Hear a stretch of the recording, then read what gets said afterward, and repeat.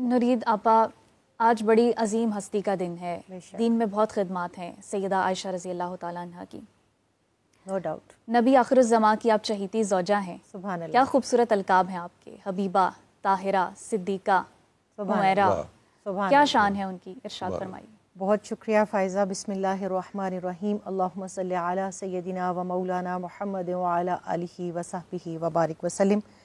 سب سے پہلے تو میری جانب سے آپ کا شکریہ، آپ کے چینل کی وساطت سے پورے عالم اسلام کو آج چونکہ 17 رمضان المبارک کو یوم فرقان کی نسبت بھی حاصل ہے، جیسا کہ آپ نے بتایا، تو بہت بہت وہ کامیابی، وہ فتح اور وہ جو ایک ایمان کی قوت کے ساتھ میدان کارزار کے اندر صحابہ کرام نے اتباع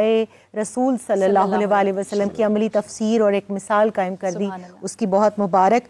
یقیناً ام المومنین سیدہ عائشہ صدیقہ طیبہ طاہرہ رضی اللہ تعالیٰ عنہ کا جو مقام اور فضیلت ہے وہ تو اللہ ہی جانتا ہے،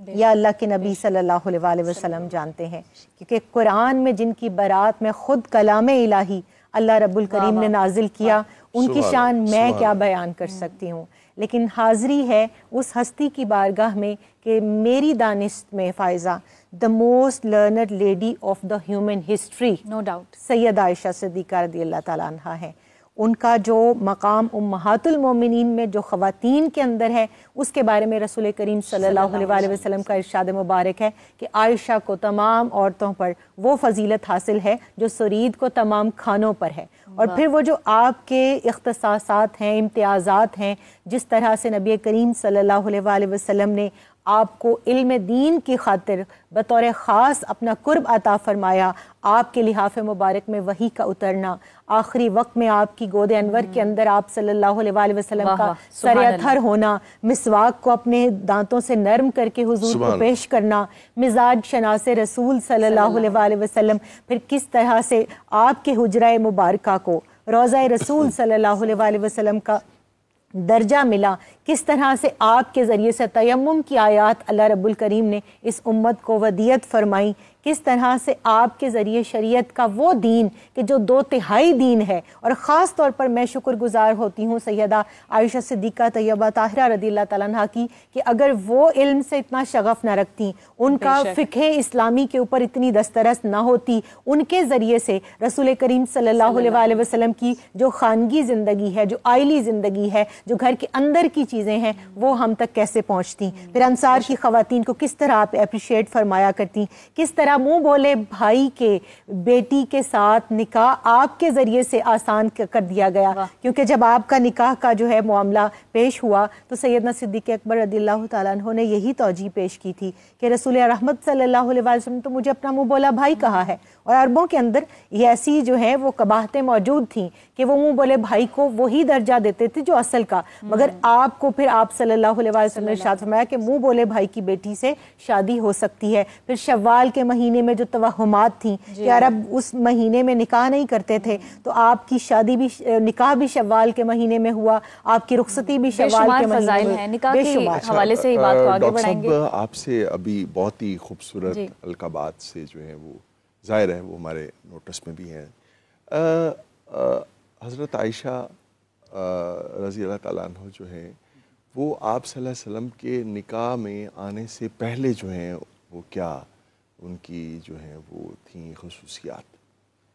جی، حضرت عائشہ رضی اللہ عنہ جو کہ حضور اقدس صلی اللہ علیہ وسلم کی محبوب زوجہ ہے، آپ کی جو کنیت ہے ام عبداللہ، اور آپ کو لقب ملا صدیقہ، جس کا مطلب ہے کہ سچی، اور حضور اقدس صلی اللہ علیہ وسلم سے جو ان کا نکاح ہوا تھا، رخصتی بعد میں ہوئی، وہ کم عمری ہی میں ہوا تھا، اور آپ کی جو پوری زندگی ہے، چاہے وہ قبل از نکاح ہو یا بعد از نکاح ہو، وہ سب کی سب ماشاءاللہ تمام جو مسلم خواتین ہیں ان کے لیے ایک مشعل راہ ہے۔ اور آپ کی زندگی میں جو سب سے بڑی خصوصیت جو ہمیں ملتی ہے، جو آپ نے جس طرح کہ آپ نے فرمایا کہ قبل از نکاح ہو یا بعد از نکاح ہو، وہ علم جو ان کو اللہ تعالیٰ نے عطا فرمایا کہ وہ سب سے بڑی فقیہ تھی مسلمانوں میں، اور صحابہ کرام رضوان اللہ تعالیٰ علیہ مجمعین ان کی خدمت میں آ کر جو ہے وہ دین کے جو مسائل تھے وہ پوچھتے تھے، اور آپ سے جو احادیث جو آپ رضی اللہ عنہ سے مروی ہے، اس کی تعداد ہے 2210. 2200 تک کی جو روایات ہے، احادیث ہے، وہ حضرت عائشہ رضی اللہ عنہا سے جو ہے وہ مروی ہے. تو مسلمان خواتین کے لیے جب بھی کوئی بات آتی ہے خواتین کی تعلیم کی یا خواتین کی اس بات میں کہ کیا وہ مردوں کے برابر ہے، زندگی کے مختلف جو فیلڈز ہے، تو اس میں ہمارے پاس جو سب سے بڑی مثال ہے وہ عائشہ رضی اللہ عنہا کی مثال، کہ آپ بڑی مفتیہ بھی تھی، بڑی فقیہہ بھی تھی، بڑی اسکالر بھی تھی، بڑی رہنما بھی تھی. خواتین کے لیے سب سے بڑی جو مشعل راہ ہے وہ عائشہ رضی اللہ عنہا کی جو ہے وہ زندگی ہے. حافظ صاحب، جیسا کہ علامہ صاحب نے بھی بیان فرمایا بڑا خوبصورتی سے، نہ صرف خواتین کے حوالے سے بلکہ مردوں کے حوالے سے بھی حضرت عائشہ کی جو ہے وہ دینی خدمات ہیں، آپ ان کو بھی تعلیم فرمایا کرتی تھیں. آج کی خواتین کو جو ہے وہ محض خواتین تک محدود کر دیا گیا ہے، وہ تو زوجہ رسول تھیں. دیکھیے، بہت شکریہ آپ کا، اور اس میں تو کوئی دوسری رائے نہیں ہے کہ ہمارے لیے مشعل راہ ہیں. لیکن آج صبح بھی چونکہ آج غزوہ بدر کو بھی یاد کر رہے ہیں یوم فرقان کے حوالے سے، جیسے پروفیسر صاحبہ نے فرمایا، تو آج صبح فلسطین میں 35 حملے ہوئے ہیں، 300 مسلمانوں کی شہادتیں ہوئی ہیں. غزوہ بدر کو ہم یاد کر رہے ہیں. کہ ہمارا کام صرف یہی ہے کہ ہر 17 رمضان کو بیٹھیں اور غزوہ بدر کو یاد کریں. ہمارا تو یہ کام نہیں ہے، صرف یاد کرتے ہیں، اچھی بات ہے،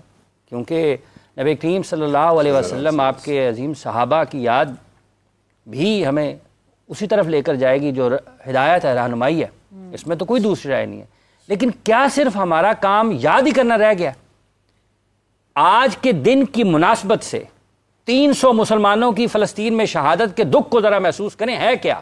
بالکل. کیوں ہر اس موقع پر کچھ ایسی کارروائی ہوتی ہے جو آپ کے دل کے اوپر حملہ کرتی ہے؟ قرآن میں اللہ نے فرمایا کہ ان شر الدواب عند اللہ الصم البکم الذین لا یعقلون. اللہ معاف کرے، ہم کون ہو گئے ہیں آج؟ جی، ہم گونگے بہرے ہو گئے ہیں، ہمیں سنائی نہیں دیتا. 300 گزشتہ برس 2024 میں آسٹریلوی میڈیا نے یہ دعویٰ کیا تھا جی کہ لگ بھگ 2 لاکھ یا اس سے زائد لوگ فلسطین میں شہید ہو گئے ہیں. کتنے؟ 2 لاکھ یا اس سے زیادہ.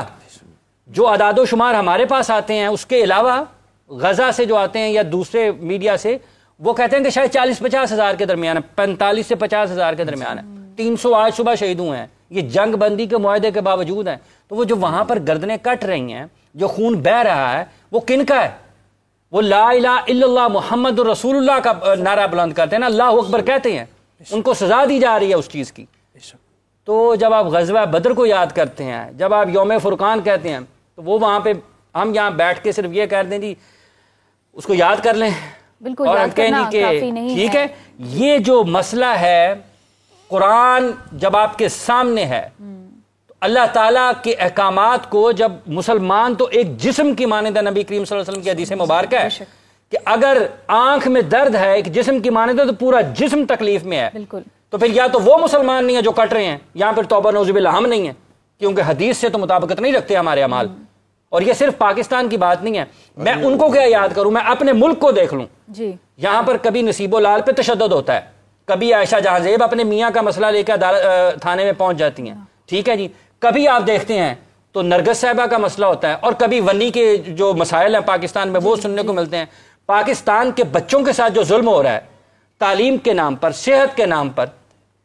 ان کی نشو و نما اور پرورش کے نام پر، کس کس جہاد کی ضرورت ہے اس ملک کو؟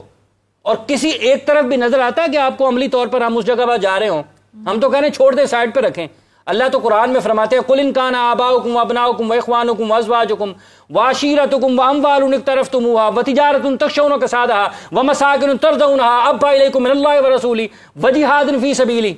وَاللَّهُ لَا يَهْدِي الْقَوْمَ الْفَاسِقِينَ. تو وہ کون ہے پھر؟ کن کے بارے میں ہے یہ؟ سر کیا ہم پھر اسی راستے پہ چلتے رہیں گے؟ کوئی اصلاح کا پہلو، کوئی ایسا ہماری ریاست کی طرف سے، ہمارے لوگوں کی طرف سے، ہمارے علماء کی طرف سے، یا ہم نے صرف اسی راستے پہ چلتے جانا ہے؟ دیکھیں بات یہ ہے کہ اگر ہم یہ سمجھتے ہیں کہ اگر آج فلسطین والے مر رہے ہیں، ان کے شہید ہو رہے ہیں بچے، ان کی خواتین کی عصمت کو پامال کیا جا رہا ہے، عزتوں کو پامال کیا جا رہا ہے، بچوں کی گردنیں کٹ رہی ہیں، ٹھیک ہے، وہ جو کتوں کے جانوروں کے حقوق کی بات کرتے ہیں، وہاں پر بچوں کا بہتا ہوا خون نظر نہیں آتا، بزرگوں کے بے بسی کے وہ جو ان کا مقابلہ جسم کے ساتھ طاقت کے ساتھ نہیں کر سکتے ہیں، ان کی چیخوں کی آواز ان کو سنائی نہیں دیتی ہے۔ ہونا کس نے ہے؟ کیا ہم یہ سمجھتے ہیں کہ وہاں پر ہو رہا ہے تو ہمیں کچھ نہیں ہوگا؟ لگے گی آگ تو آئے گے کئی گھر زد میں، یہ آگ لپیٹ میں لے گی سب کو، اور جو یہ سمجھ رہے ہیں کہ خرامہ مذمتیں کریں گے اور ان کی جان چھوٹ جائے گی، ہونا نہیں ہے۔ حافظ صاحب، یہاں پر علامہ سبطین اکبر نے بھی ہمیں